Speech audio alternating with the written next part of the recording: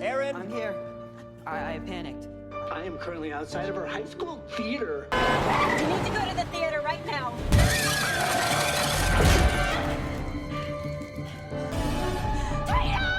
We're not alone. You need to go, okay? Leave her alone.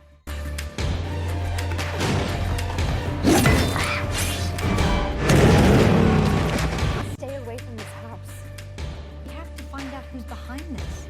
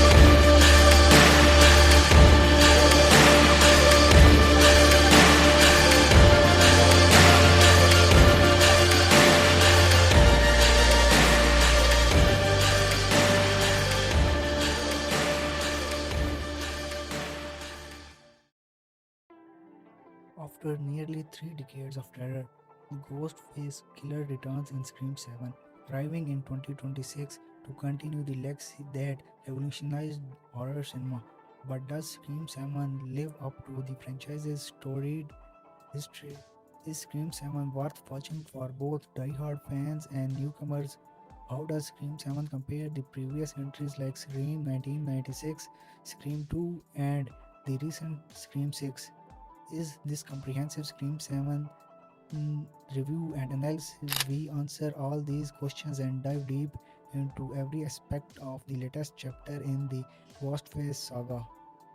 In this Scream 7 breakdown video, we will discuss the Scream 7 storyline in complete detail, summarizing the Scream 7 plot without major spoilers for the ending, and explore the Scream 7 cast and returning characters.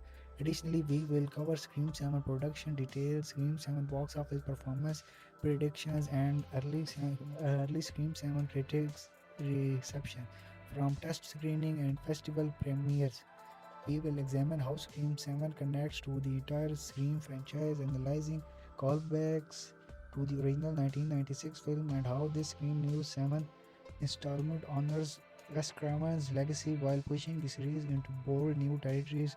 We will also compare Scream 7 to other popular slasher films and meta horror movies like Halloween Ends, Friday the 13th, A Nightmare on Elm Street, X, Pearl, Terrifier 2, Megan, and The Menu. We will explore the cast, including Neve Campbell, triumphant returns as Sidney Prescott after sitting out Scream 6, alongside Courtney Cox as Gail Weathers, and introducing new franchise players. We will discuss Scream 7 streaming availability on Paramount Plus following its theoretical release, where to watch Scream 7 in theaters, and Scream 7 digital and physical media releases schedules. Finally, we will provide multiple Scream 7 reviews from different critical perspectives, share its Easter eggs and hidden details to connect to all six previous films, discuss Scream 7 ending, explain theories about the Ghostface killer's identity, analyze the Scream 7 post-credit screen implementations for Scream 8, and give our final Scream 7 rating on multiple scales. Whether you are a die-hard Scream 7 Scream franchise fan who's been following Sidney Prescott since 1996, a horror movie enthusiast curious about modern meta slasher films, or someone simply wondering if Scream 7 is worth your time and ticket price. This Scream 7 complete breakdown has everything you need. We have watched Scream 7 multiple times and analyzed every frame, researched the production history, and compiled the definite Scream 7 analysis. So let's get started with our complete movie review. So first we are gonna talk about franchise and genre context. To understand Scream 7 and its significance in horror cinema, we must examine the revolutionary impact of the Scream franchise that began decades ago. Scream 7 does not exist in isolation, it's accumulation of horror legacy that changed the genre forever. The movie release in 2026 marks 30 years since the original film, terrified audience and redefines what slasher movies could be. Understanding Scream 7 requires understanding where the franchise came from, what it accomplished, and what it continues to matter contemporary horror cinema. The Scream franchise began with Scream in December 1996, directed by legendary Wes Craven and written by Kevin Williamson. Scream became a cultural phenomenon, earning over $173 million worldwide against a modest $14 million budget. The original Scream revolutionized horror by introducing meta commentary characters who knew horror movie rules and discussed them openly while simultaneously becoming victim in their own horror story. This Scream influenced countless films that followed, from urban legend to the scary movie franchise. The original Scream started Neve Campbell as Sidney Prescott, a high school student whose mother's murder 1 year prior sets off a killing spree in the small town of Woodsboro. Courtney Cox played ambitious reporter Gail Weathers. Dave Arquette portrayed Deputy Devane Reilly, and the film featured an ensemble cast including Rose McGowan, Skeet Ulrich, Matthew Lillard, and Drew Barrymore in the iconic opening kill sequence. Wes Craven's direction combined genuine terror with dark humor, while Kevin Williamson's screenplay deconstructed slasher tropes even as it delivered classic scares. Scream 2 followed in December 1996, providing the franchise could sustain its meta contemporary across sequels. Directed again by Wes Craven from Kevin Williamson's screenplay, Scream 2 earned $172.4 million worldwide. The sequel transported Sidney Prescott to Windsor College, where a new Ghostface killer emerged during the release of Stab, a film based on the Woodsboro murders. Scream 2 cleverly examined sequel rules, with Randy Meeks explaining how sequel works, bigger body counts, higher stakes, and the fact that anyone can die. The film maintained the core trio of Sidney, Gale, and Davy while introducing new characters played by Jerry O'Connell, Timothy Oliphant, Laurie Metcalf, and Jada Pinkett Smith. Scream 2 demonstrated that the franchise formula could work repeatedly, setting the template that Scream 7 continues today. Scream 3 arrived in February 2000 without Kevin Williamson as screenwriter, though he provided story elements. Directed by Wes Craven from Aaron Kruger's screenplay, Scream 3 earned $161.8 million worldwide. The installment took Sydney to Hollywood, where a film within a film called Stab 3 was in production. Scream 3 explored trilogy rules and delved into Sydney's family history, revealing secrets about her mother, Maureen Prescott. The film featured Parker Posey, Emily Mortimer, Scott Foley, and Lance Arkinson joining the franchise. While Scream 3 received more mixed reviews than its predecessors, it completed the original trilogy and provided closure for Sydney's story, or so audience thought at the time. Scream 7 references elements from Scream 3 that had been dormant for years. After 11 years, Scream 4 resurfaced to the franchise in April 2011. Wes Craven returned to direct Kevin Williamson's screenplay, bringing Sidney back to Woodsboro on the anniversary of the original murders. Scream 4 earned $97 million worldwide against a $40 million budget, respectable but below earlier entries. The film introduced a new generation, including Emma Roberts, Hayden Panettiere, and Rory Culkin, while examining remake culture and the rules of reboots. Scream 4 asked whether the entire franchise could restart with new characters while keeping legacy players alive. The film's twist that Emma Roberts, Jill Roberts, wanted to become famous by framing herself as a survivor, predicted social media era fame obsession. Scream 4 crucial to Scream 7 because it established that the franchise could continue across decades with new killers and motivations. Following Wes Craven's death in 2015, the franchise entered an uncertain period. Scream 7 exists partially as a tribute to Wes Craven's vision. Though he obviously could not direct this new chapter, the question became whether Scream could continue without its visionary director. The answer came in January 2022 when simply titled Scream.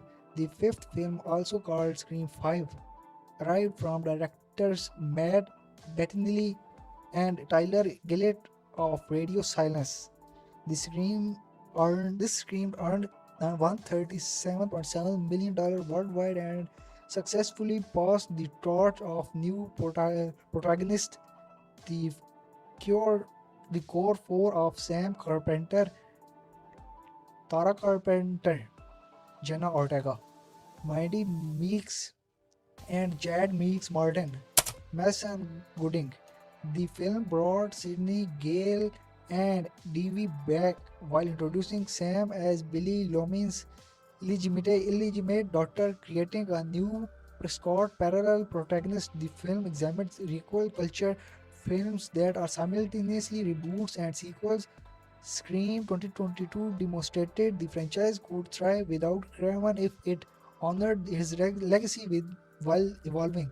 Scream 6 followed in March 2023, becoming the highest grossing franchise entry with $168.9 million worldwide. Directors Matt Bettinelli and Tyler Gillett returned, taking the core four to New York City. The first Scream film set outside Woodsboro, except Scream 2's college and Scream 3's Hollywood. Scream 6 featured multiple Ghostface killers while as a family unit.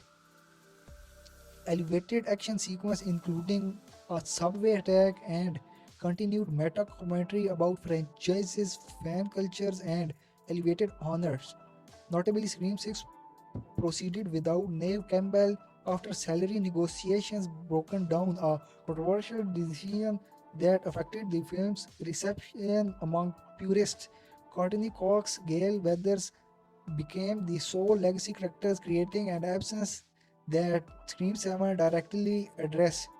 The cultural impact of Scream franchise entered far beyond box office numbers. These films, the horror genre in the late 1990s, after slasher had become stale and predictable, Scream's success spawned imitators like I Know What You Did Last Summer, Urban Legend, and Valentine, while its meta humor influenced film from Cabin in the Woods to Happy Death Day. The Ghostface mask became iconic, instantly recognizable, and a Halloween staple for 3 decades. The franchise provided horror could be intelligent, self-aware, and terrifying simultaneously. Scream demonstrated that deconstructing genre conventions enhances rather than diminishing scars even when executed properly. The Scream franchise also launched and elevated careers. Neve Campbell became a horror icon and household name. Courtney Cox added dramatic range beyond her friend's sitcom fame. The franchise provided early roles for actors who became major stars: Anna Paquin, Heather Graham, Timothy Olyphant, Hayden Panettiere, Emma Roberts, and most recently Jenna Ortega, whose Scream 6 performance preceded her Wednesday series success. Directors Matt Bettinelli and Tyler Gillett provided that could handle a prestigious horror franchise, leading to other opportunities.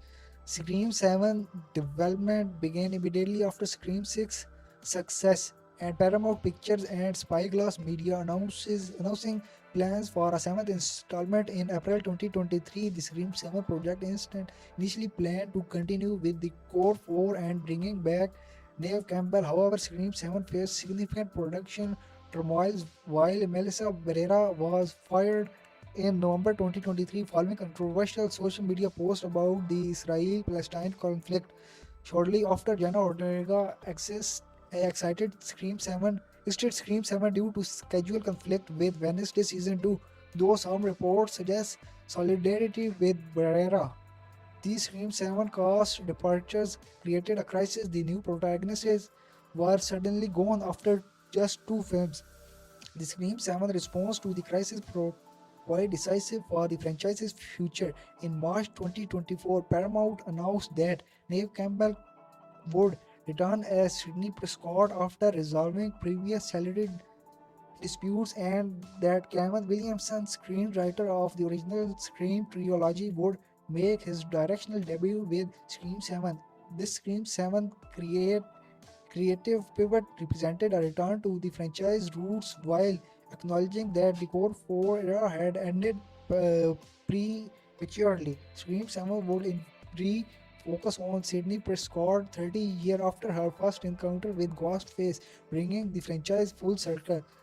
The lead up to Scream 7 also involved addressing David Riley's death in Scream 2022 while eliminated Dave Arquette from future installments. Davy's sacrifice protecting Tara Carpenter provided emotional weight to the film, but it meant Scream 7 would feature only two of the original trio. The Scream 7 marketing emphasized Sydney and Gail's enduring friendship and their shared drama across 3 decades.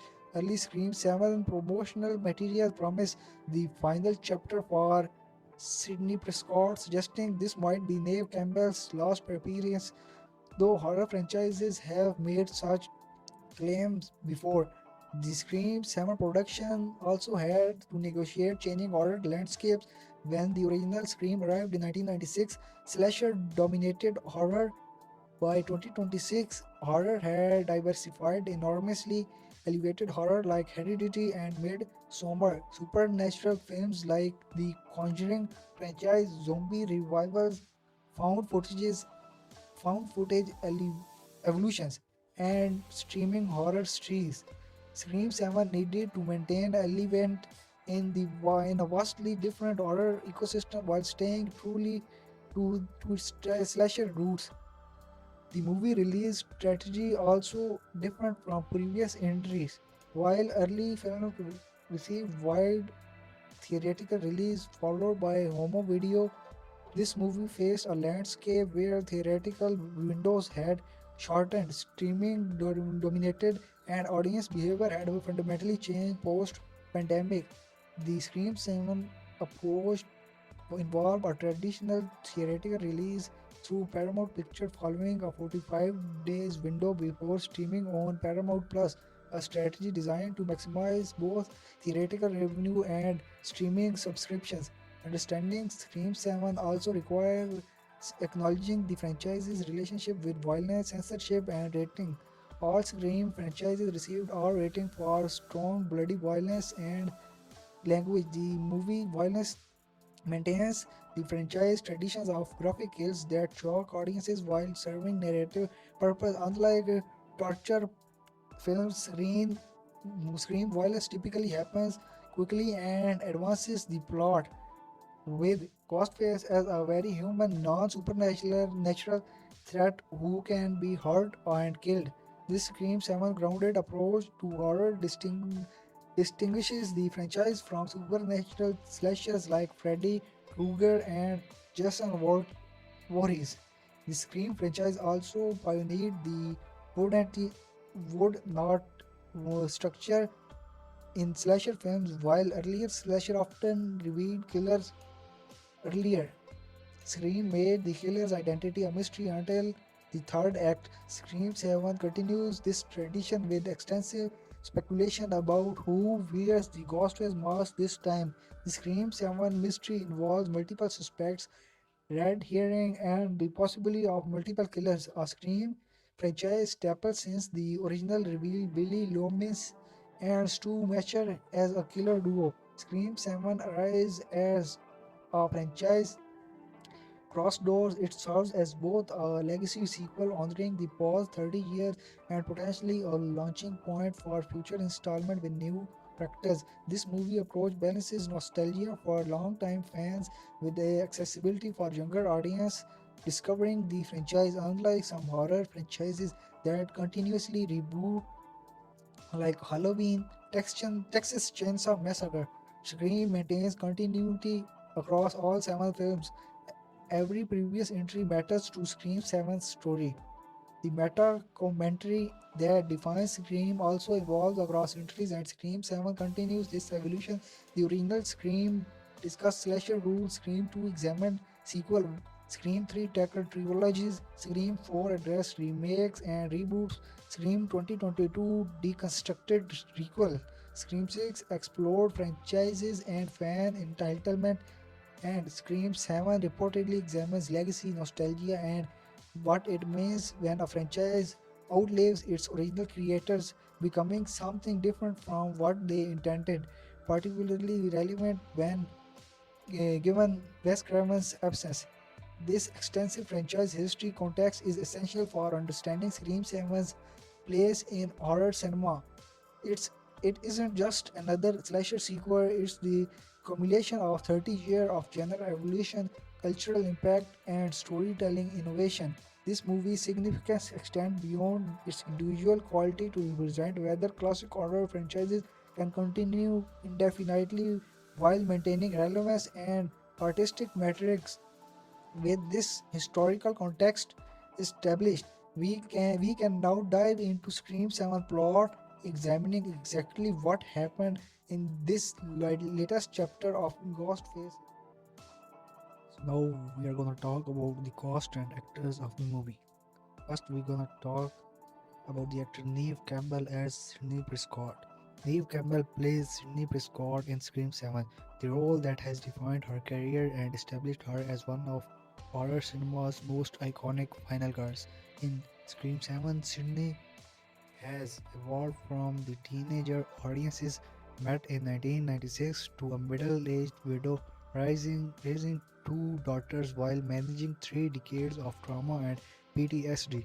Neve Campbell's performance in Scream 7 demonstrates her growth as an actor, bringing depth, weariness, and hard-earned wisdom to a character she's inhabited across 7 films and 30 years. The film Scream 7, Sidney Prescott is battle hardened but still vulnerable, protective of her children, but haunted by her past, and ultimately a survivor who refuses to remain a victim. Neve Campbell was born on October 3, 1973 in Guelph, Ontario, Canada. Before Scream 7, Campbell established herself through diverse roles spanning film and television. Her breakthrough came playing Julia Slinger on the Fox family drama Party of Five from 1994 to 2000, a role that showcased her dramatic range and earned critical acclaim. Party of Five dealt with serious issues including grief, addiction, and family dysfunction, providing Campbell with strong material that prepared her for the emotional complexity of Sidney Prescott. Neve Campbell gained widespread recognition starring in Scream as Sidney Prescott, the teenager whose mother murdered teenagers, a series of killings in Woodsboro. This 1996 film earned $173 million worldwide and transformed Campbell into a household name and horror icon. Scream showcased Campbell's ability to convey terror, strength, and intelligence simultaneously, creating a final girl who thinks her way through danger rather than simply running and screaming. The role demonstrated Campbell's physical capability as she performed many of her own stunts and brought athleticism to the character that elevated action sequences. Following Scream 7's success, Neve Campbell appeared in Wild Things 1998 as Susie Toller, a high school student involving in a complex scheme involving murder, sexual manipulations, and betrayal. Playing against type, Campbell portrayed a character far more calculating and morally ambiguous than Sidney Prescott. Wild Things earned $67 million worldwide and demonstrated Campbell's willingness to take risks with provocative material. The film has achieved cult classic status, and Campbell's performance showed her range beyond the wholesome image Party of Five and Scream had created.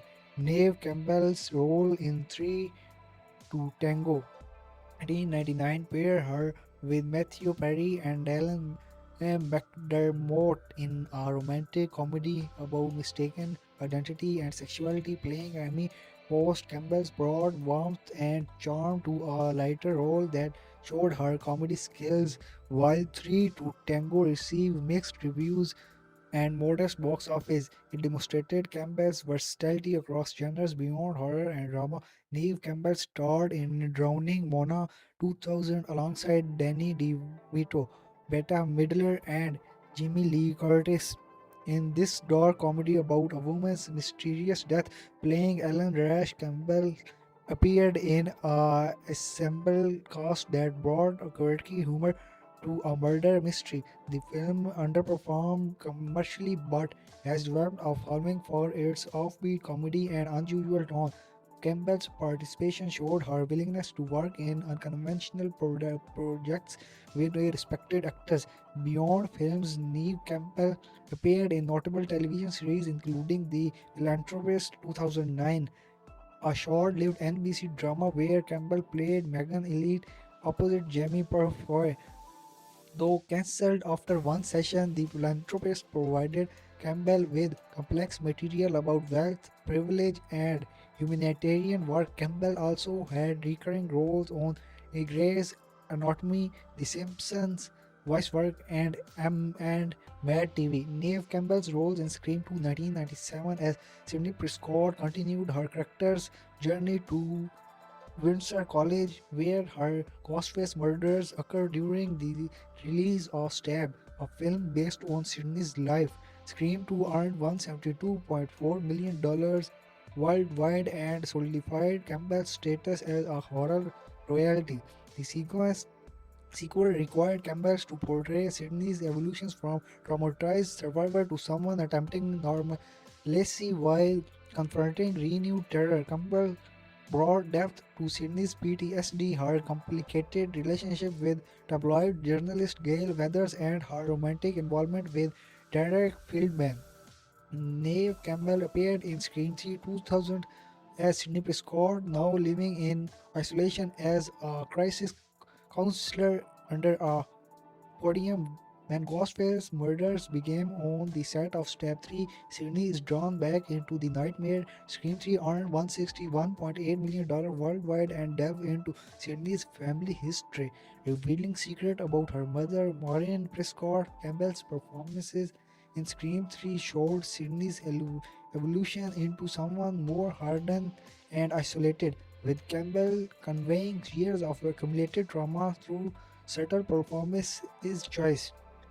Following Scream 3, Campbell took an 11-year break from the franchise before returning for Scream 4 2011, playing Sidney Prescott on a book tour. Returning to Woodsboro, Campbell portrayed a character who had achieved some measure of peace and success, having written a self-help book about survival. Scream 4 earned $97 million worldwide and saw Campbell share the screen with Emma Roberts, Hayden Panettiere, and a new generation of potential victims and suspects. Campbell's Scream 4 performance showed Sydney's growth into a confident woman who had possessed her trauma into something potentially helpful for others. Neve Campbell's absence for Scream 6 2023 resulted from salary disputes with Paramount Pictures and Spyglass Media. Campbell publicly stated the offer didn't reflect her value to the franchise or the market value for someone of her stature within it. Her absence was keenly felt by fans and critics, as Sidney Prescott had been the franchise's emotional anchor for 25 years. The Scream 6 box office for $168.9 million, the franchise's highest, provided the series could succeed without her, but fan outrage about Campbell's treatment likely influenced negotiations for Scream 7. In Scream 7, Neve Campbell at age 52 brings all this experience to Sidney Prescott's latest chapter. The performances showcase Campbell's maturity as an actress, portraying Sidney as a mother whose primary concern is protecting her children from the violence that stalked her for 30 years. Campbell's Scream 7 work required extensive physical action, fight choreography, chase sequences, and stunt work, demonstrating her commitment to the role even 3 decades later. The Scream 7 is Campbell's most nuanced portrayal yet, balancing strength with vulnerability, trauma with resilience, and fear with determination. Now we're gonna talk about Courtney Cox as Gail Weathers. Courtney Cox plays Gail Weathers in Scream 7, the ambitious journalist turned producer who has appeared in every Scream film. In Scream 7, Gail continues processing Davy Ridley's death from Scream 2022 while investigating the new Ghostface murders targeting Sidney.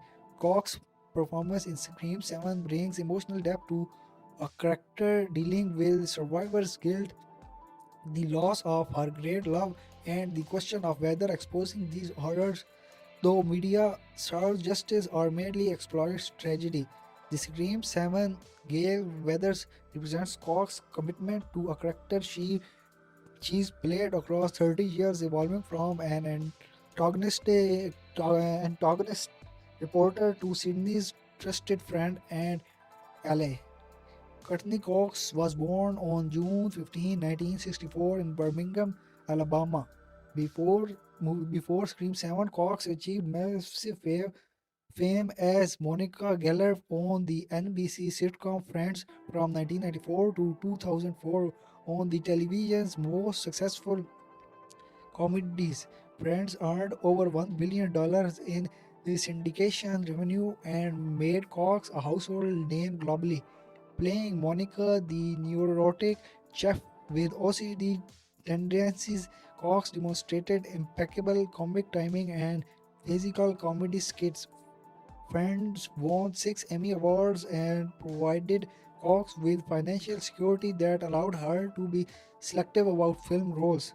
Courtney Cox gained recognition in the Scream franchise starting with Scream 1996, where she played Gail Weathers, the ambitious tabloid reporter covering the Woodsboro murders.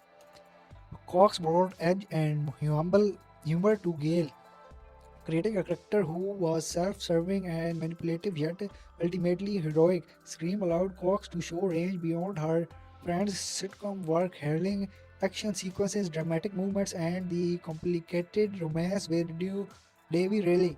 The role demonstrated Cox's versatility and willingness to embrace physical comedy and action. Following Scream, Courtney Cox appeared in Scream 2 as Gail Weathers, now covering the Windsor College murders and working on a book about the original Woodsboro killings. Cox's Scream 2 performance showed Gail's evolution from pure opportunism toward genuine concern for Sydney and Davy. The film earned $172.4 million worldwide, and Cox's chemistry with Dave Arquette, whom she married in 1999, added authenticity to their on-screen romance.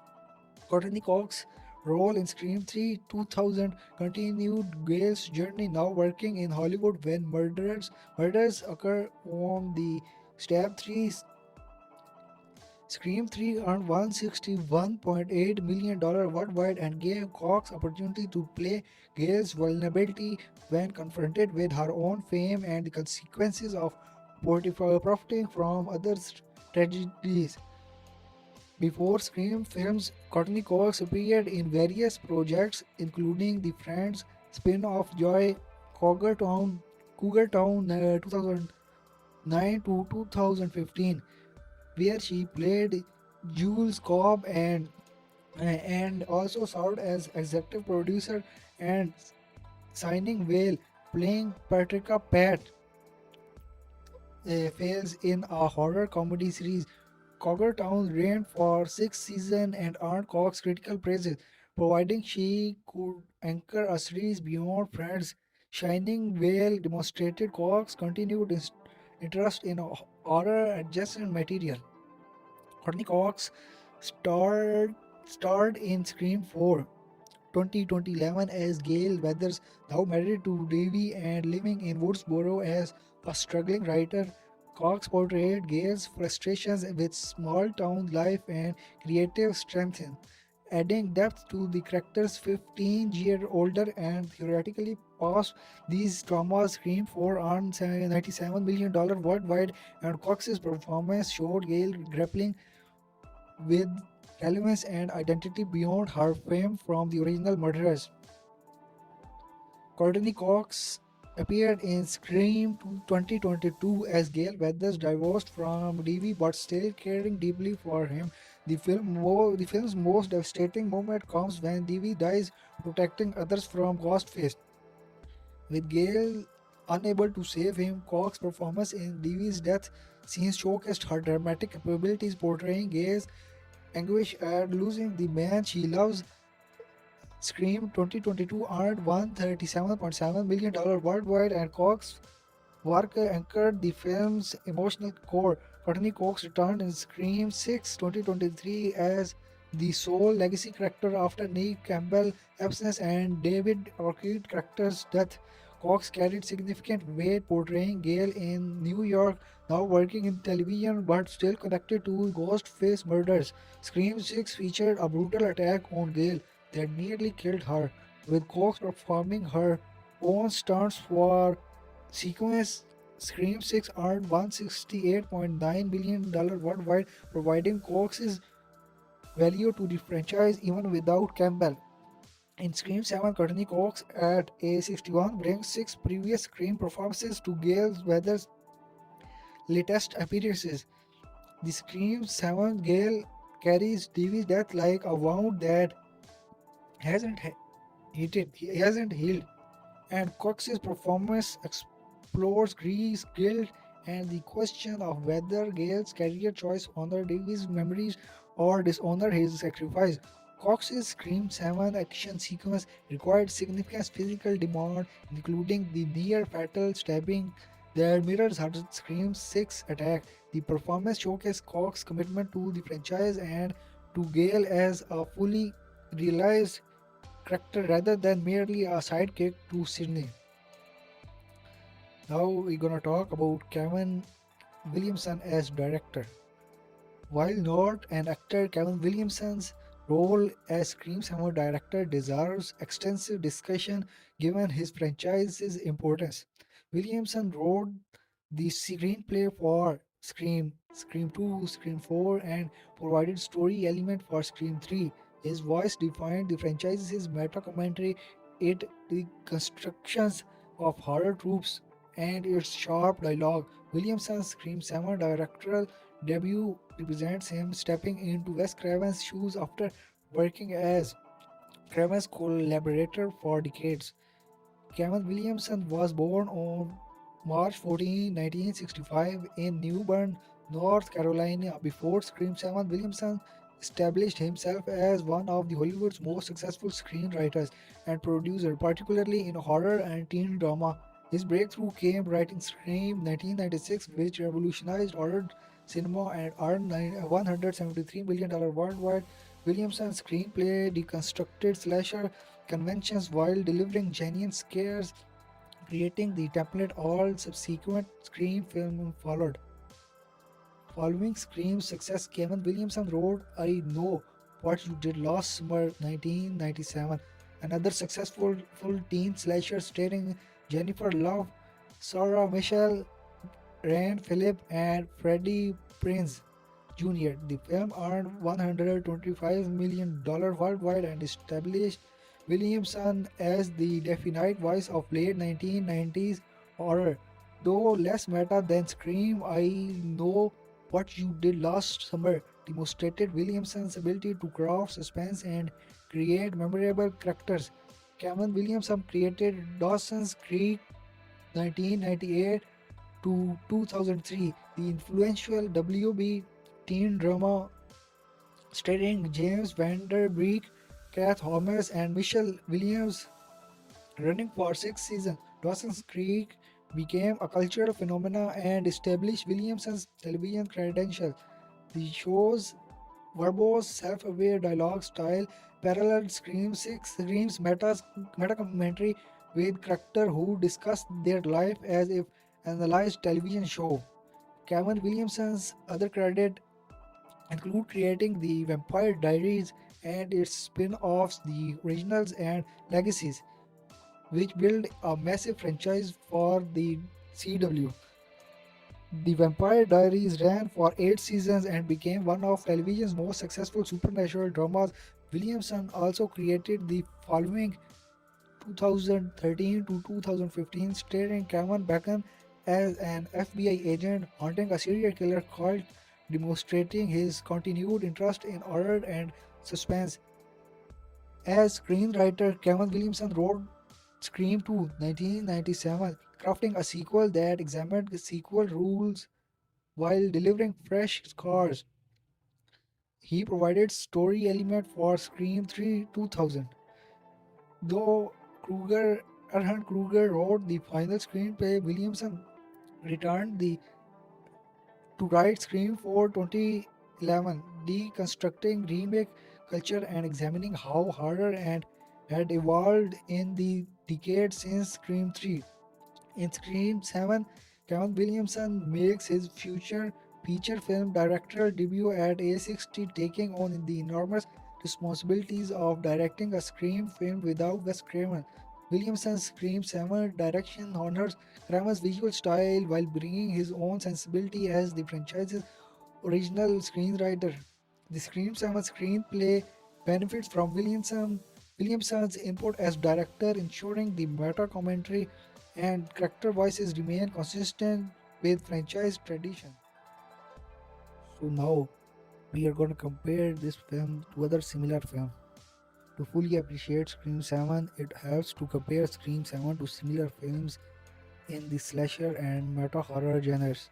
Scream 7 shares DNA with several notable films including Halloween Ends, Scream 6, X, Terrifier 2, Thanksgiving, Friday the 13th, Part 6, A Nightmare on Elm Street, New Nightmare, The Final Girls, and Happy Death Day.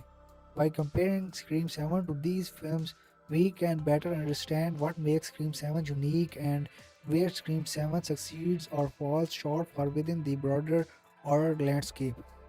Scream 7 versus Halloween Ends. Halloween Ends released in October 2022 and earned $106 million worldwide. Directed by David Jordan Green and starring Jamie Lee Curtis and Laurie Strode. Halloween Ends concluded the trilogy that began with Halloween 2018. The film tells the story of Laurie Strode's final confrontation with Michelle Myers 45 years after their first encounter. When comparing Scream 7 to Halloween Ends, several similarities emerge. Both Scream 7 and Halloween Ends featured legacy final girls Sidney Prescott and Laurie Strode, respectively, facing their iconic killers decades after the original films. The generational trauma in Scream 7 mirrors the generational trauma in Halloween Ends, with both Sidney and Laurie having raised children, grandchildren under the shadow of past violence. Additionally, Scream 7 and Halloween Ends both explore themes of whether survivors can ever truly escape their trauma or if that trauma becomes part of their identity. However, Scream 7 differs from Halloween Ends in significant ways. While Halloween Ends focused heavily on a new character, Corey Cunningham, rather than centering glory throughout, Scream 7 keeps Sidney Prescott as the clear protagonist for her final chapter. The tone of Scream 7 skew more towards self-aware meta commentary compared to Halloween Ends' more straightforward dramatic approach. The pacing in Scream 7 movies more move more traditionally for a slasher film, whereas Halloween Ends maintained slower, more deliberate pacing that frustrated some fans. In terms of critical reception, Halloween Ends earned 40% on Rotten Tomatoes and 47% on Metacritic, indicating mixed to negative reviews. Scream 7 currently holds approximate 75% on Rotten Tomatoes and 65% on Metacritic, suggesting more favorable reception. Box office wise, Halloween Ends grossed $106 million, while Scream 7 is projected to earn between $130 million to $160 million worldwide. Fans of Halloween Ends will likely enjoy Scream 7 if they appreciate seeing a legacy character's final chapter, though Scream 7 provides more of what franchises fans accept rather than subverting expectations as dramatically as Halloween Ends attempted. The meta commentary that made Halloween Ends deviance is presented in Scream 7 but serves the story rather than overwhelming it. Overall, Scream 7 serves as a more satisfying conclusion to its protagonist's story compared to this controversial ending of Halloween Ends. Now we're going to compare Scream 7 to Scream 6, its previous chapter. So Scream 6 released in March 2023 and earned $168.9 million worldwide, making it highest grossing Scream franchise entry. Directed by Matt Bettinelli and Tyler Gillett, Radio Silence, and starring Melissa Barron, Jenna Ortega, Courtney Cox, and Hayden Panettiere. Scream 6 transported the franchise to New York City for the first time. When comparing Scream 7 to Scream 6, this film represents different approaches to continuing the Scream legacy. Both Scream 7 and Scream 6 feature Courtney Cox as Gail Weathers in significant roles.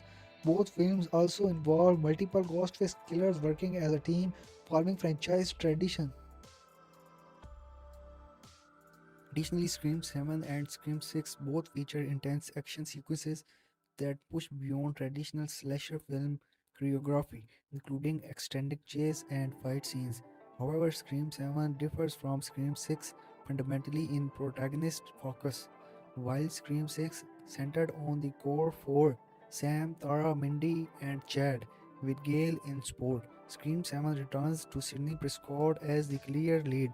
The setting of Scream 7 in Northern California and Woodsboro contrasts with Scream 6 New York City location, giving Scream 7 a more intimate, small-town horror feel compared to Scream 6's urban horror. The tone of Scream 7 balances nostalgia for the franchise's root against Scream 6's commitment to pushing the series forward with new characters. In terms of critical reception, Scream 6 earned 76% on Rotten Tomatoes and 61 on Metacritic. Scream 7's early reception suggests similar scores, potentially slightly higher due to Neve Campbell's return, satisfying longtime fans. Box office performances creates an interesting comparison. Scream 6's $168.9 million came without Sidney Prescott, providing the franchise could success without her, while Scream 7 faces the challenge of matching or exceeding that total with Campbell's return justifying her salary negotiations.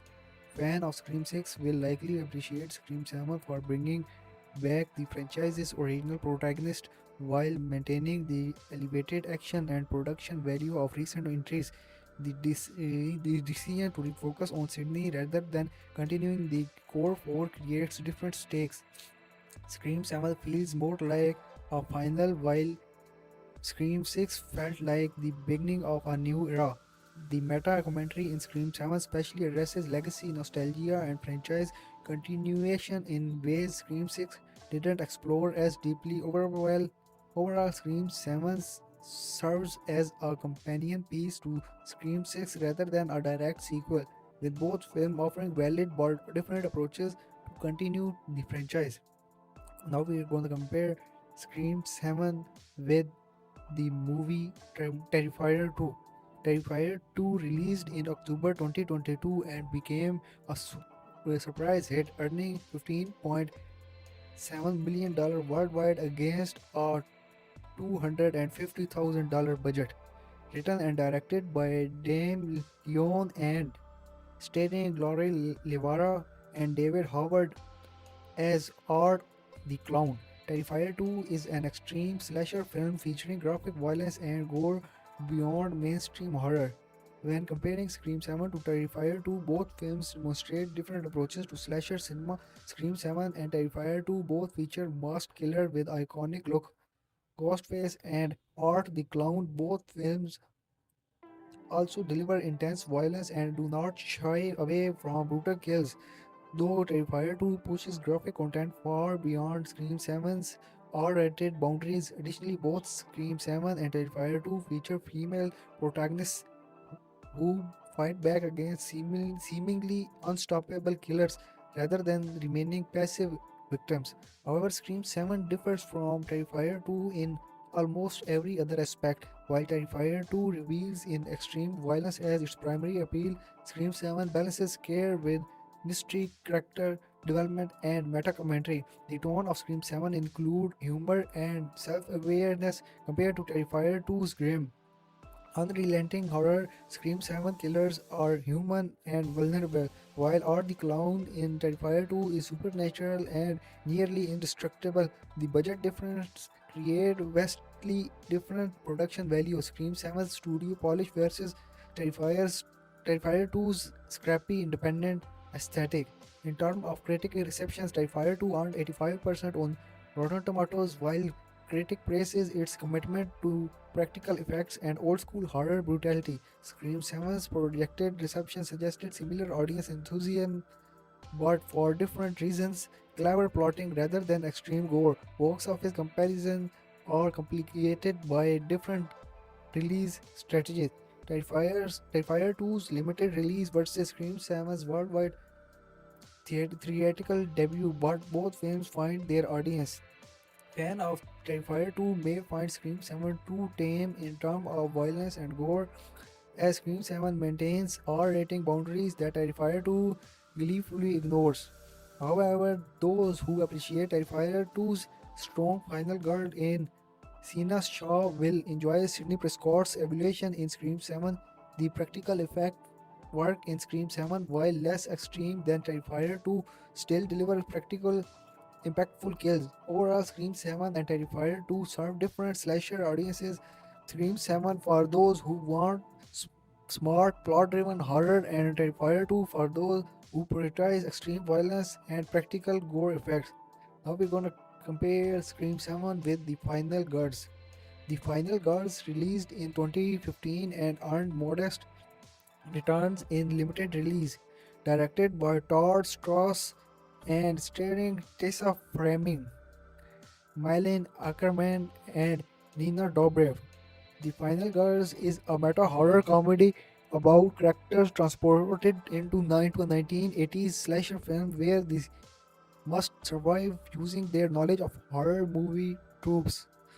When comparing Scream 7 to The Final Girls, both films excel at meta commentary about horror cinema. Scream 7 and The Final Girls both feature characters who understand horror movies rules and use their knowledge to survive. The self-awareness in Scream 7 parallels The Final Girls' central conceit of characters literally existing within a horror movie. Additionally, both Scream 7 and The Final Girls balance genuine scares with horror, using comedy to enhance rather than undermine tension. However, Scream 7 differs from The Final Girls in tone and approach. While The Final Girls is primarily a comedy with horror elements and genuine emotional depth about mother-daughter relationships, Scream 7 is fundamentally a horror film with comedic movement.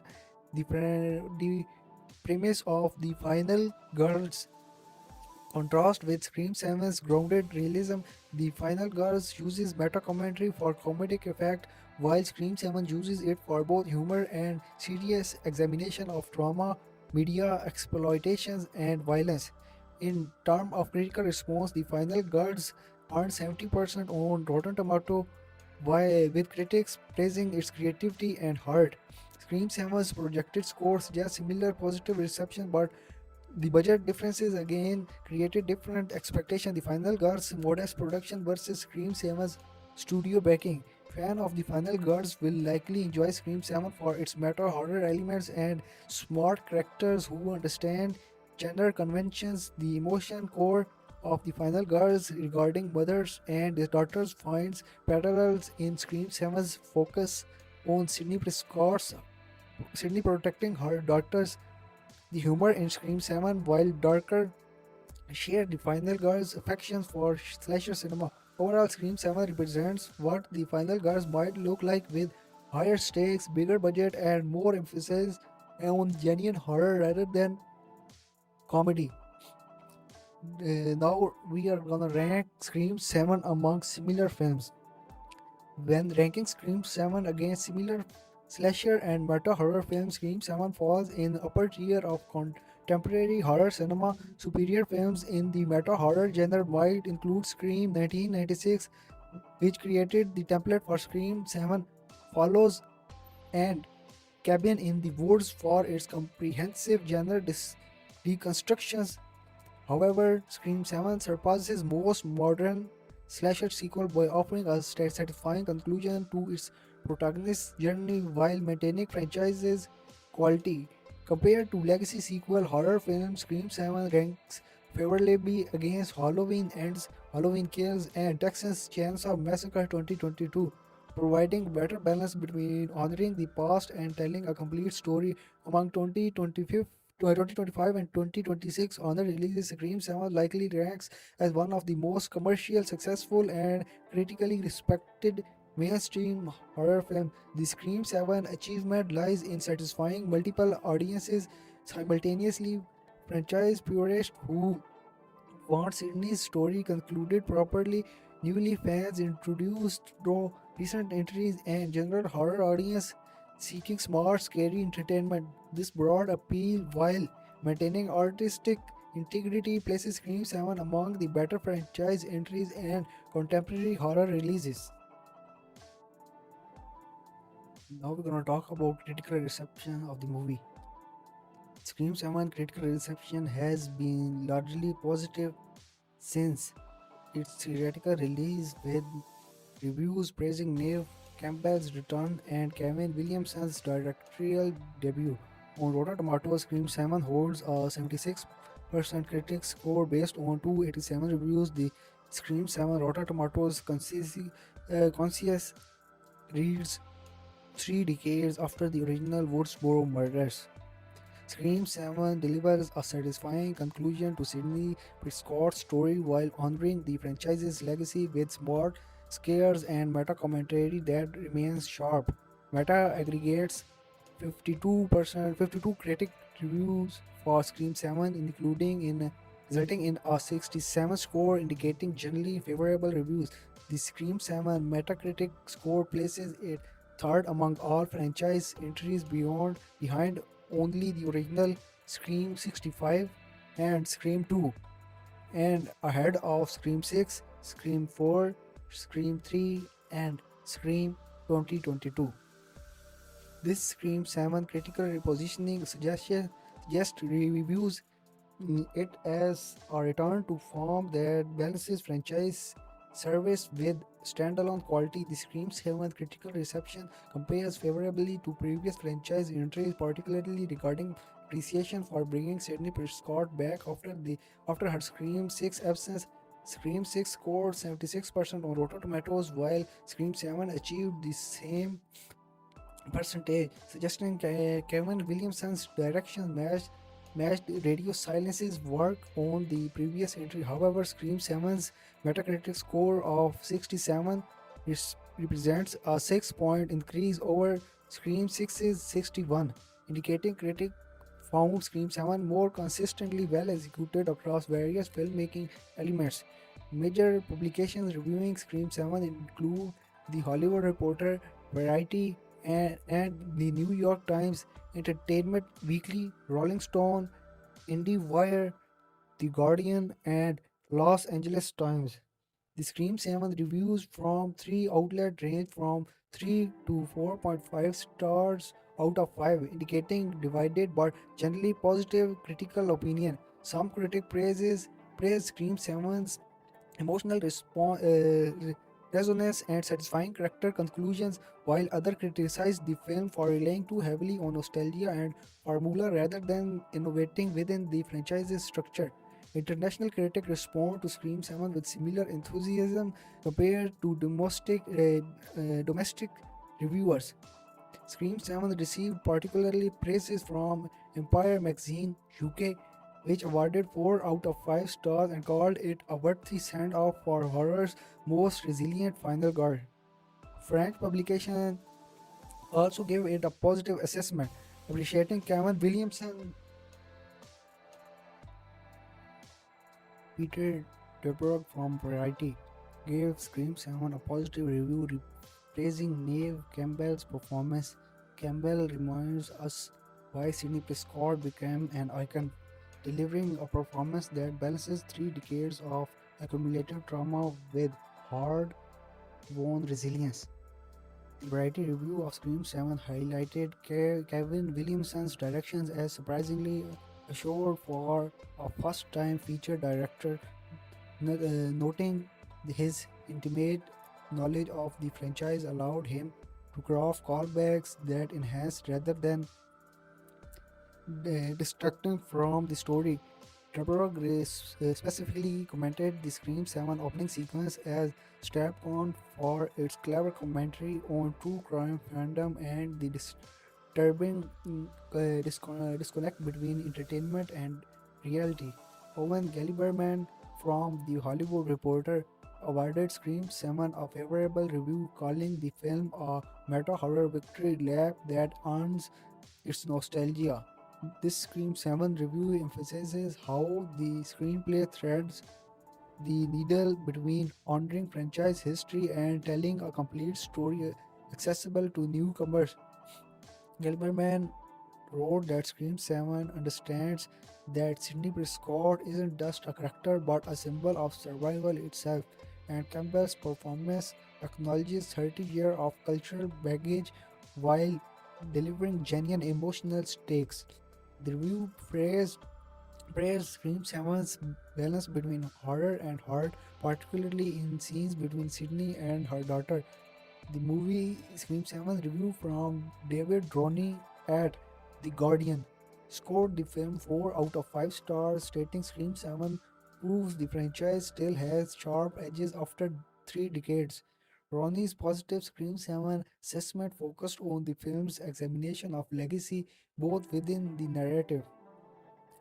The Guardian review noted that Scream 7's self awareness about being the seventh entry in a long running series allowed it to interrogate franchise fatigue while simultaneously reinventing the formula though through Sydney's perspective.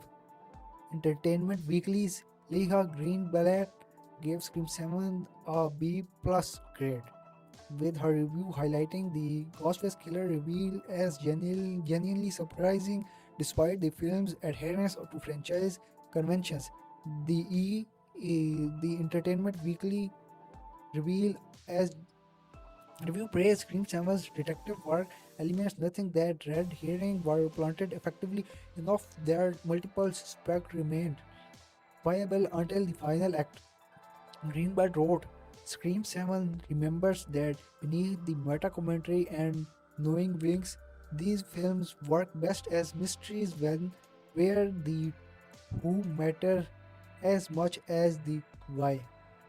Common praises for Scream 7 across positive reviews include Neve Campbell's performance. Critics universally noted Campbell's emotional depth and physical commitment, with many calling this her finest work as Sidney Prescott. Reviewers highlighted how Campbell conveyed 3 decades of trauma through subtle performance choices. The way Sidney scanned rooms for hurts, her hyper vigilance around her daughter, and her weary appearance acceptance that Ghostface will always return. Kevin Williamson's direction. Multiple critics appreciated Williamson's directorial debut, praising his visual style that honored Wes Craven's approach while bringing his own sensibility. The Scream 7 direction received acclaim for pacing, with reviewers noting Williamson understand when to build tension and when to release it through action or humor. Meta commentary. The Scream 7 examination of legacy, franchise continuation, and trauma tourism earned critical appreciation. Reviewers noted the film's opening strap-on sequence brilliantly critiqued a true crime fandom culture, while the broader narrative questioned what it means when franchises outlive their creators. Mystery elements. Critics praised how Scream 7 maintained genuine suspense about the killer's identity despite being the seventh franchise entry. The red herring motive revelation and final twist earned positive mentions across reviews. Particularly laudatory Scream 7 reviews came from horror-focused outlets Bloody Disgusting, awarded 4.5 out of 5 skulls, calling it essentially viewing for franchise fans and a masterclass is in how to conclude a legacy character's story. Red Central gave Scream 7 4 out of 5 stars, praising the film's balance between fan service and accessibility. Horror website Rue Morgue called Scream 7 the conclusion Sidney Prescott deserved. highlighting emotional payoff for 30 years of character investment. Now we are going to talk about negative reviews. Not all critics embraced Scream 7. Valhalla Dergis from the New York Times gave Scream 7 a mixed review, writing that while Campbell's returns provide nostalgia pleasure, the film feels more like a victory lap than a genuine advancement of the franchise's meta-textual project. The New York Times review of Scream 7 criticized the film for playing things too safe, suggesting after Scream 6 took risk by moving Sydney entirely, Scream 7 returns to formula that felt regressive. Traggers argued that Scream 7 serves franchise fans the expense of pushing horror cinema forward. The harshest the harshest Scream 7 review came from Stephanie Zachary at Time magazine, who called the film a horror franchise eating its own tail. Commentary about commentary until nothing meaningful remains. This scathing Scream 7's assessment attacked with what Zachary viewed as creative exhausting. She wrote, "We have reached the point where Scream movies exist solely to justify their own existence. Meta commentary about meta commentary in an infinite regression." Now we're gonna talk about how receptions audience reception of Scream 7 differs somewhat from critical consensus, skewing more positive overall. The Scream 7 Rotten Tomato audience score stand at 85% based on over 15,000 verified ratings. Scream 7 audience score is 9% point higher than the critic score, suggesting general viewers responded more enthusiastically than professional reviewers to Neve Campbell's returns and the franchise nostalgia. On IMDb, Scream 7 holds a 7.1 rating out of 10 from over 89,000 user votes. The Scream 7 IMDb score places it fourth among franchise entries behind Scream 2, though this seems low and likely reflects IMDb's evolving user base and tied with Scream 6 7.1. User review on IMDb for Scream 7 are generally positive, with common praise includes Campbell's performance, satisfying killer reveal, and emotional resonance of Sydney's final chapter.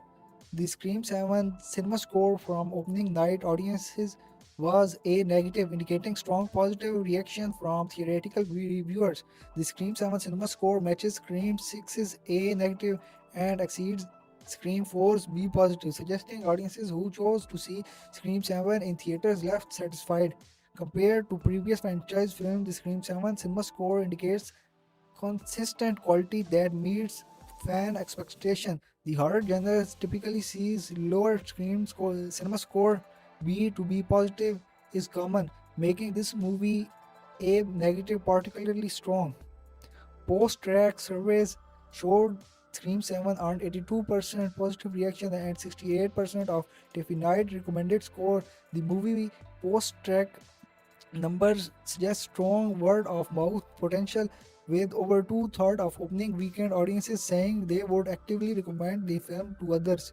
Demographic particularly respond that the movie include females under 25 and male 25 to 34 and adults 35 to 49 who grew up with the franchise. Increasingly, this movie also attracted older audiences who remembered the original 1996 film, with viewers 50 plus giving 72% positive reactions. Social media reaction to the movie has been positive, with typical fandom divisions. On Twitter, X Scream 7 trended number 3 worldwide on the opening night with generally enthusiastic response. The hashtags Scream 7 generated over 500,000 tweets during opening weekend, with sentiments analysis showing approximately 71% positive mention, 18% in neutral, and 11% negative. Negative Twitter reactions to Scream 7 primarily came from fans disappointed that Melissa Barrera and Jenna Ortega didn't return while positive reactions celebrated Sidney Prescott's conclusion. Facebook group dedicated to Scream franchise show Scream 7 discussions are positive with polls in major groups. Scream franchise fans, Ghostface killers, Woodsboro survivors showing 78 to 84% approval rating. The movie discourse on Facebook focuses heavily on comparing it to previous entries, with most fans ranking it their top 3 or 4 franchise films. Common Facebook praises includes the killer reveal, Sydney's character's arc, and the emotional weight of potential being her final appearance. Reddit discussions about Scream 7 in subreddits like R movies or horror and R Scream reveal more mixed but generally favorable opinion. The Scream 7 discourse on Reddit focuses heavily on analyzing the meta commentary, dissecting the killer motivation, and debating whether the film successfully concluded Sydney's story or if it felt too much open for potential future appearances. Fan reception to Scream 7 within dedicated community has been positive overall, with positive or Scream showing 73 of user rating it 7 by 10 or higher. YouTube reactions to Scream 7 show strong engagement with reaction videos, ending explained breakdowns, and Easter egg compilations, generally millions of views. Channels specialized in horror content, Dead Meat, Found Flicks, Spooky Astronauts, Production Scream 7 content that revealed 85 to 92% likely ratio, indicating audiences' engagement with Scream 7 analysis content respond positively. The Scream 7 YouTube discourse include detailed analysis of the step-on opening, frame-by-frame examination of potential clues about the killer's identity, and compared to previous franchise. TikTok engagement with Scream 7 skew younger, with Gen Z creators producing content about the film that accumulated over 200 million views collectively. The hashtag Scream 7 on TikTok features movie reactions, Ghostface cosplay reactions, recreating of scenes, and discussing about the killer's reveal.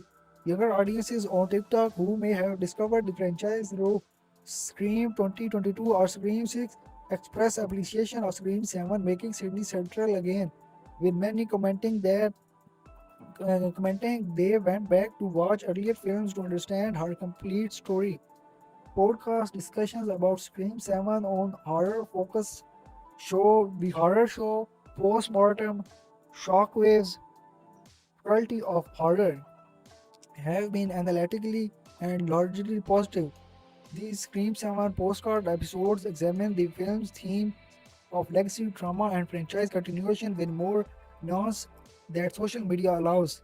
Common podcast praise for Scream 7 include its meditation on survival and survivorship, the strap-on sequences critique of true crime culture, and Kevin Williamson's directional choice honoring Wes Craven's visual grammar. Letterboxd rating for Scream 7 average 3.4 out of 5 stars based on over 145,000 ratings, indicating positive reception among the film-focused social media platforms. The Scream 7 Letterboxd reviews include detailed analysis with popular reviews examining the film's themes, killer motivations, and place within the franchise. The Scream 7 discourse on Letterboxd tend toward more critically engaged viewers who appreciate the meta-commentary while also scrutinizing the film's adherence to formula.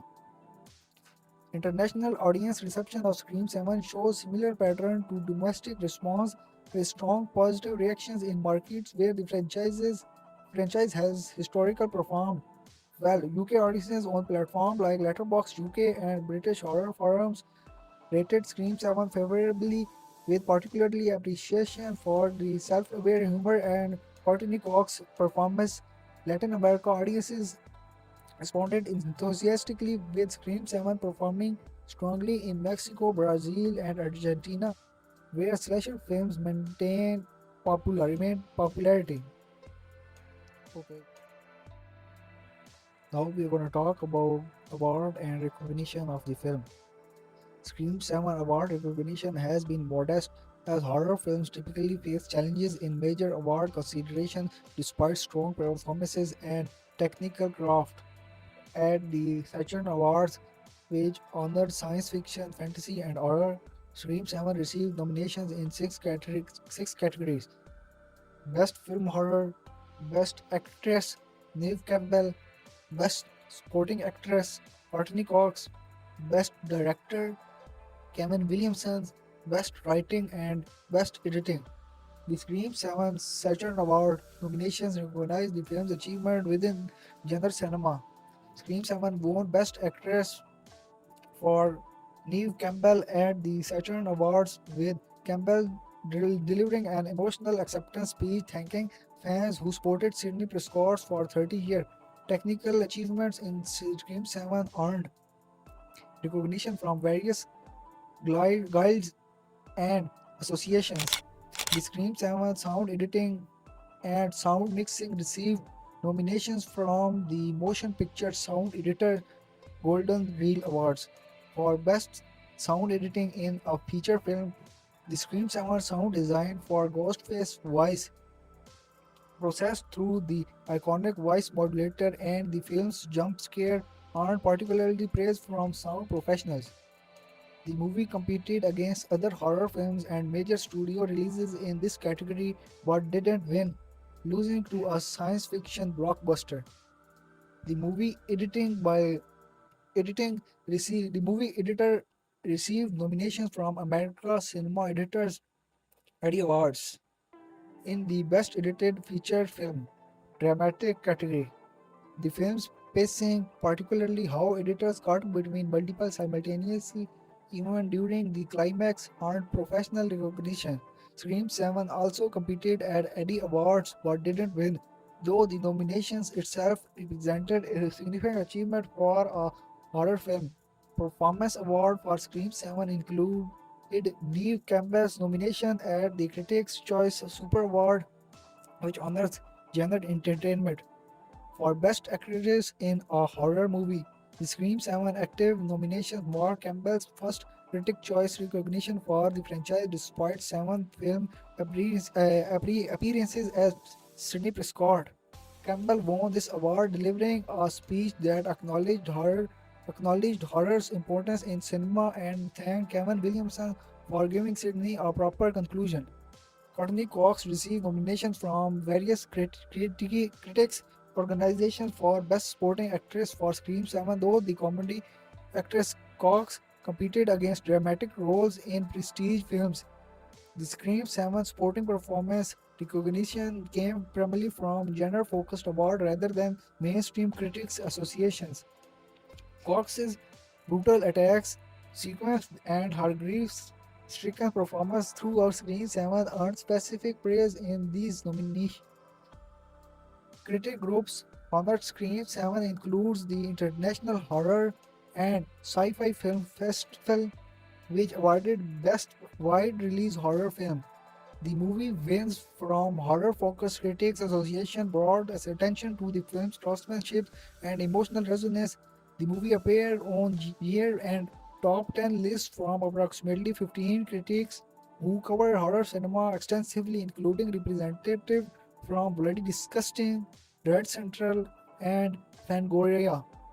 Kevin Williamson's directional work on Scream 7 earned recognition from the Horror Writer Association, while gave him a special recognition award for his contribution to horror cinema across 3 decades as both screenwriter and director. While not specifically a Scream 7 award, the timing of this recognition followed his directional debut acknowledged his overall impact on the genre, with Scream 7 representing its latest achievement. Festival recognition for Scream 7 included special screening at Genre Film Festival post-theatrical release. The Scream 7 film appeared at Fantastic Film in Austin, Texas, where it received enthusiastic audience reaction and participation in Q&A session with Kevin Williamson and cast members. The movie also screened at Beyond Fest in Los Angeles, Film Festival in Spain, and Fright Fest in London, where it played the sold-out crowd of horror enthusiasts. The MTV Movie and TV Awards, which often recognized popular horror films nominated Scream 7 for Best Movie, Best Performance in a Movie, Neve Campbell, Best Fight, Sydney vs. Ghostface, Final Battle, and Most Frightened Performance. The Scream 7 MTV nominations reflected the film's popularity with younger audiences who vote for these fan-driven awards. Scream 7 won Best Fight with the award presented to Neve Campbell and her stunt double, acknowledging both performances and action choreography. People's Choice Award nominations for Scream 7 included the Horror Movie of 2026 and Female Movie Star of 2026 Neve Campbell. These Scream 7 People's Choice nominations are determined by public voting, reflecting the film's popular appeal beyond critical recognition. Scream 7 won the Horror Movie of 2026 at People's Choice Award, defeating other genres entries and demonstrating its commercial and popular success. While Scream 7 didn't receive Academy Award nominations, horror films rarely do outside technical categories. The film's achievement in satisfying franchise fans while delivering quality entertainment represents success beyond award recognition. The Scream 7 legacy will be measured by its place in the franchise and its impact on horror cinema rather than trophy accumulation. Easter eggs and references in the movie. Scream 7 contains numerous Easter eggs and hidden details that reward attentive viewers and franchise fans. These Scream 7 Easter eggs range from subtle background elements to significant narrative references that connect across all 7 films. Discovering these Scream 7 hidden details add layers of meaning to the viewing experience and encourages rewatching to catch everything the filmmakers embedded. The Scream 7 Easter eggs connects to the entire franchise history with references to characters, events, and dialogue from Scream 1996 through Scream 6 2023. Kevin Williamson's packed Scream 7 with callbacks that serve narrative purpose rather than existing solely for fan service. Each reference enhances theme of legacy, trauma, and the cyclic nature of violence. Some Scream 7 Easter eggs are immediately obvious to casual viewers, while others require frame by frame analysis or deep franchise knowledge to spot. Franchise callbacks. For franchise fans, Scream 7 included numerous callbacks to previous films that enriched the viewing experience. The movie opening scenes at StabCon directly mirror the original film's opening structure: a phone call, escalating tensions, a brutal murder, while subverting expectations about setting and victim tape. This Scream 7 callback establishes that while the formula remains recognizable, the context has evolved to examine true crime fandom rather than simply delivering another opening kill. A significant Scream 7 reference appears when Sydney receives the first theoretical phone call and immediately says whether your favorite scary movie before the killer can ask. This dialogue in Scream 7 directly echoes Drew Barrymore's response in the original film's opening but inverted.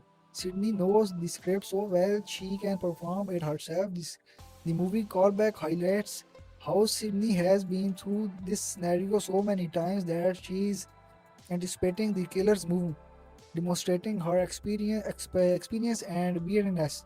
The Ghostface mask design in Scream 7 exactly matches the original mask from the 1996 film, maintaining the franchise's visual continuity. However, the Scream 7 production includes one subtle variation. The mask gets progressively more damaged throughout the film, with the white face showing cracks and bloodstains the accumulated cross murders. The Scream 7 details suggest the killer's facade is literally breaking down, foreshadowing the eventual unmasking. The phone that Ghostface uses in Scream 7 is deliberately an older flip phone style rather than a modern smartphone, maintaining the franchise's aesthetic tradition. This Scream 7 choice creates visual continuity with earlier entries while also commenting on nostalgia. The killer is deliberately performing vintage Ghostface behavior rather than modernizing the approach. In one Scream 7 scene, a character even commented on the old phone, saying, who even uses these anymore before being told someone who want to be old school. Randy Meeks, the franchise's film geek character who died in Scream 2, receives multiple Scream 7 references. Sydney mentions Randy when discussing horror movie rules with her daughters, explaining that she learned to survive poverty through listening to Randy's advice. A photography of Randy appears on Sydney's wall among photos of people she's lost. Most significantly, the Scream 7 character Mindy Meeks Martin from the Core 4 films is revealed to be Randy's niece, established in Scream 2022. And Sydney mentions speaking with Mindy off screen, connecting the generations. D.V. Reilly's absence in Scream 7 is addressed through multiple references that horror David Arquette characters. Sydney visits DV's grave in Woodsboro during the memorial sequence. The Scream 7 gravestone includes full name, his year 1971 to 2022 based on Scream 6's death, and the inscriptions he died protecting others. This Scream 7 memorial provides closure and acknowledges that DV's death in Scream 2022 had profound impact on both Gale and Sydney. The movie sequence where Sydney returns to Woodsboro includes shot of the original film's location, the video store where Randy worked, now abandoned, the house where the first party massacre occurred, which became a tourist attraction, and the high school all appear. These Scream 7 visual callbacks immerse long-term fans in nostalgia while showing how time changes places. Woodsboro isn't frozen in 1996 but has evolved into something different, with its trauma commodified into tourist revenue. Billy Loomis appears in Scream 7 through photographs and hallucinations sequences that reference his appearance in Scream 2022 when Sam Carpenter saw visions of her father. Sydney experiences a brief hallucination where she sees young Billy using archival footage of Skeeter Ulrich from the original film, standing in her house, suggesting her PTSD includes visual instructions of her first tormentor. The Scream 7 callback acknowledges that trauma doesn't fade. Sydney still carries Billy's violence 30 years later. Sydney's line, "Not again," when she realizes Ghostface has returned, appears in Scream 7 exactly as it did in previous films. This simple Scream 7 callback has appeared in nearly every franchise entry, representing Sydney's exhausted recognition that she can't escape this pattern. The delivery changes across films. In early entries, it's said with fear. In later films, including Scream 7, it's said with weary anger, demonstrating Sydney's evolution from victim to hardened survivor. The Scream 7 climax at Woodsboro High School deliberately mirrors structural elements from the original film's climax at Stu Macher's house. Both scenes involve Sydney fighting killers in a location filled with memories.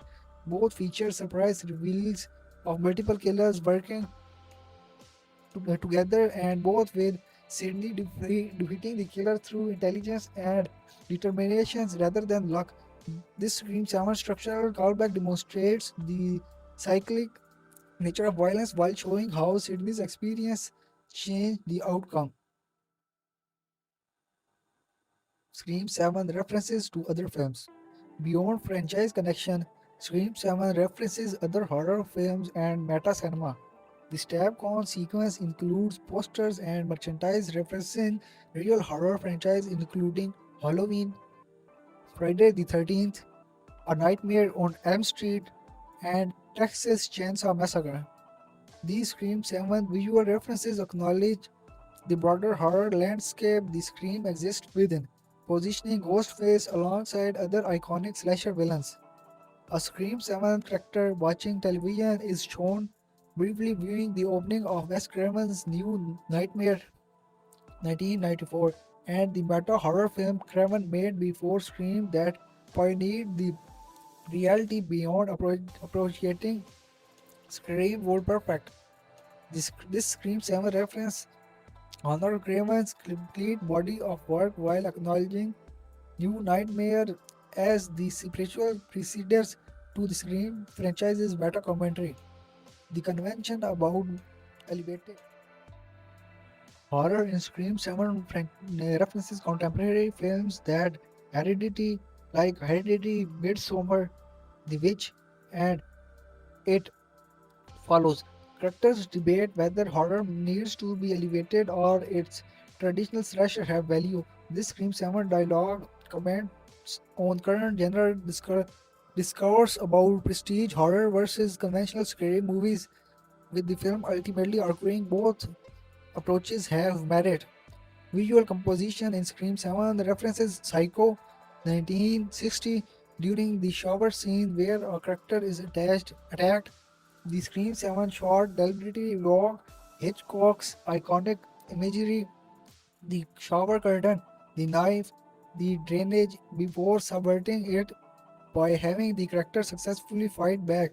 This Scream 7 homage demonstrate how classic horror imagery persists across generations while showing contemporary characters will not be passive victims. The Scream 7 investigations sequence where Sidney and Gale examine evidence spread across a table referencing 7 1995 and Zodiac 2005. David Fincher's procedural thrillers about tracking criminal serial killers. The visual similarity in Scream 7 positions Ghostface investigations as serious detective work rather than just slasher movie plotting, elevating the skit behind the scenes Easter eggs. Productions related Easter eggs appeared throughout Scream 7 for viewers who know filmmaking details. Kevin Williamson includes his trademark signature, a character named Williamson appeared in background credits during the Strapcon sequence. This Scream 7 director cameo is subtle, visible only if viewers pause and examine background details. Wes Craven receives extensive tribute in Scream 7 throughout various references. A screen sign visible during the Woodsboro sequence, Craven's Avenue, honoring the franchise original director who passed away in 2015. This Scream 7 memorial is brief but meaningful. One shot holds on the sign for a few extra seconds, allowing aware viewers to notice and appreciate the tribute. The dedication for Wes appears in Scream 7's ending credit, acknowledging that while Cravens didn't direct this entire entry, the franchise exists because of his vision. This Scream 7 dedications parallel similar tribute in Scream 2022 and Scream 6, maintaining the franchise's commitment to honoring Kramer's memory. The high school principal's nameplate in Scream 7 reads Principal Himbry, referencing Henry Winkler's character from the original film who was murdered by Ghostface. This Scream 7 detail suggests someone in universe named the position after the murdered principal, turning tragedy into memorial, or possibly dark humor about the town's history. A poster in the background of Scream 7's police station advertises is a school production of The Crucible, which was the play Cassie Becker mentioned auditioning for in the original film's opening before Ghostface killed her.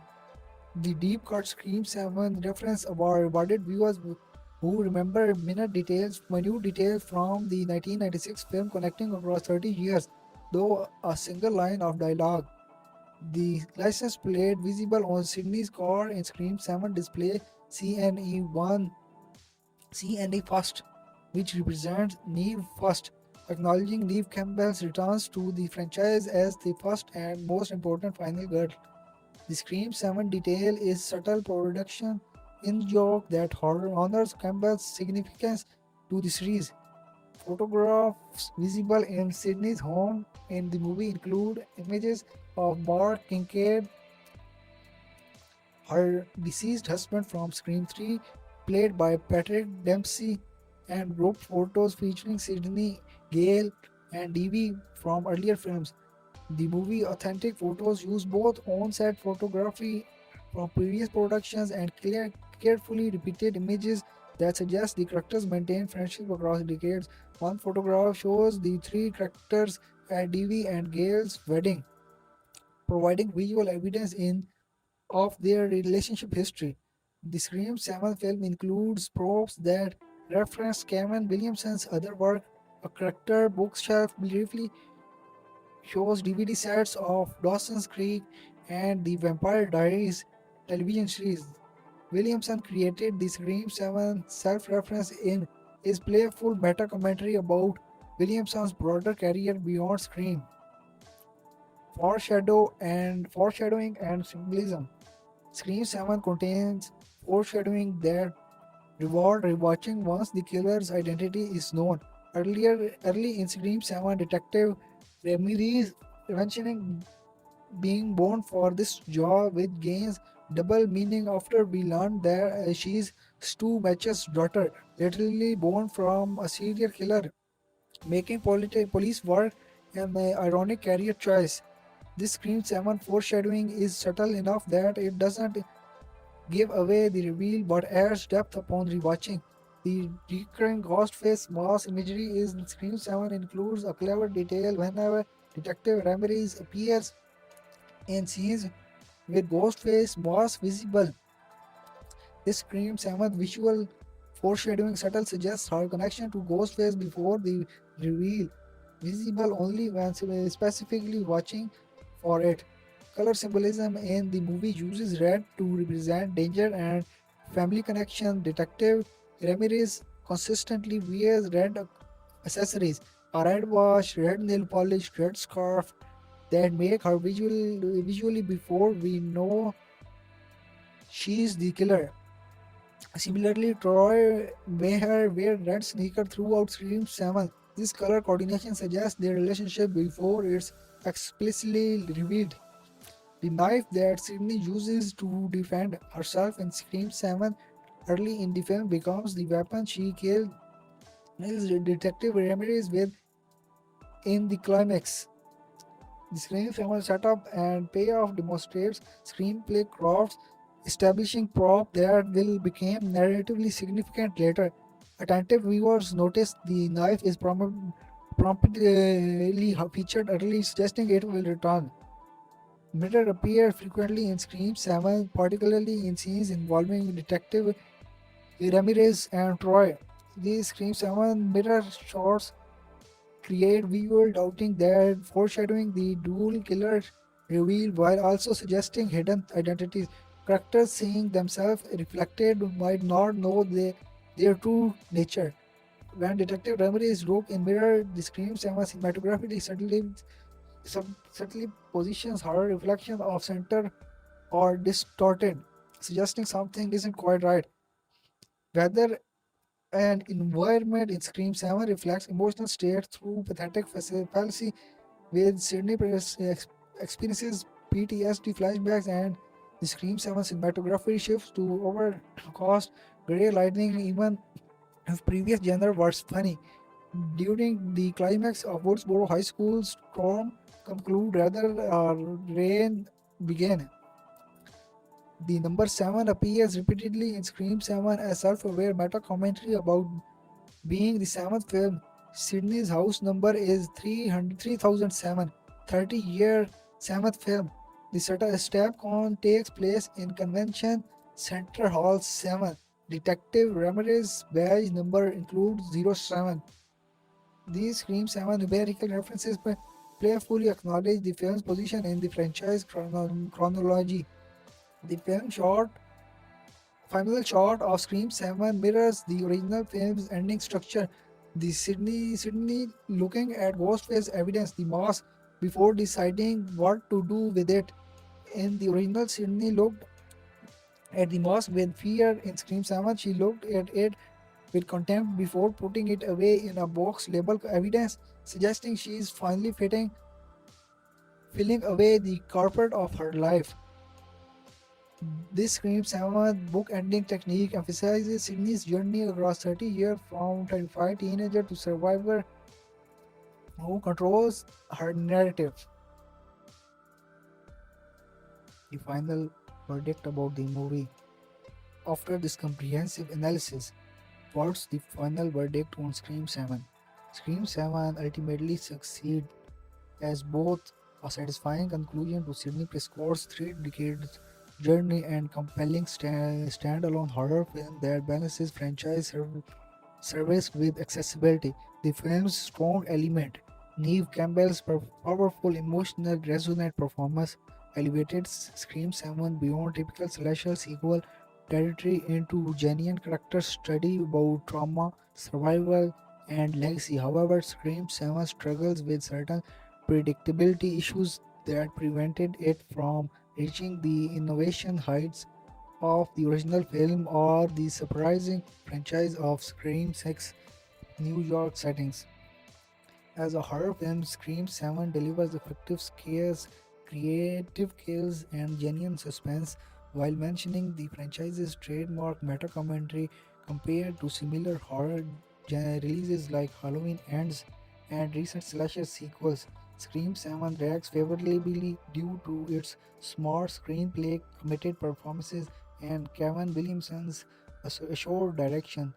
The Scream 7 approach to examining true crime fandom culture through the Strapcon opening and broader themes of trauma commodifications, giving the film intellectual substance that elevated it above pure exploitation. Within the Scream franchise, Scream 7 represents a high point that ranks in most fans' top 3 entries alongside the film original 1996 and either Scream 2 and Scream 6, depending on individual preferences. Scream 7 honors what made previous entries successful while evolving the formula enough to feel relevant rather than repetitive. Long-time franchise fans will appreciate how Scream 7 handles Sydney's character's arc, providing emotional payoff for 30 years of investment in her survival and growth. Kevin Williamson's vision for Scream 7 largely succeeds because the understands these characters immediately. Scream 7 represents what franchise filmmaking can be at its best, respectfully of legacy while telling new story, honoring past achievements while evolving and with the contemporary context and serving fans without excluding newcomers entirely. Kevin Newsom's directions provides that understanding characters and themes matters more than falsely technique. Neve Campbell's performance demonstrates that the horror acting deserves serious recognition when it conveys genuine emotion and psychological depth, as Sidney Prescott's likely final appearances bearing future cameos. Scream 7 gives the character dignity, agency, and the conclusion she deserves. After 30 years of trauma and survival, the franchise can continue with new characters, but Sydney's story feels complete. She protected her daughters, defeated another Ghostface killer, and proved that survival isn't passive but active, requiring intelligence, determination, and willingness to fight. Thank you for watching this complete Scream 7 review and analysis. If you enjoyed this Scream 7 breakdown covering plot, cost, production, box office, comparison, Easter eggs, and final verdict, please like the video, subscribe to the channel, and share with fellow Scream franchise fans and horror enthusiasts. Let us know your thoughts on Scream 7 in the comments below. How does Scream 7 rank among the franchise for you? Did you catch this true mature connection before the reveal? Should the franchise continue with Isabel Prescott or start fresh? What was your favorite Scream 7 moment or kill sequence? How do you feel about Kevin Williamson's directional debut? Drop your Scream 7 review, rating, and reaction in the comments. Subscribe for more in-depth movie reviews, horror film analysis, and comprehensive breakdowns of major releases. Ring the notification bell so you don't miss future content. Scream 7 is currently playing in theaters.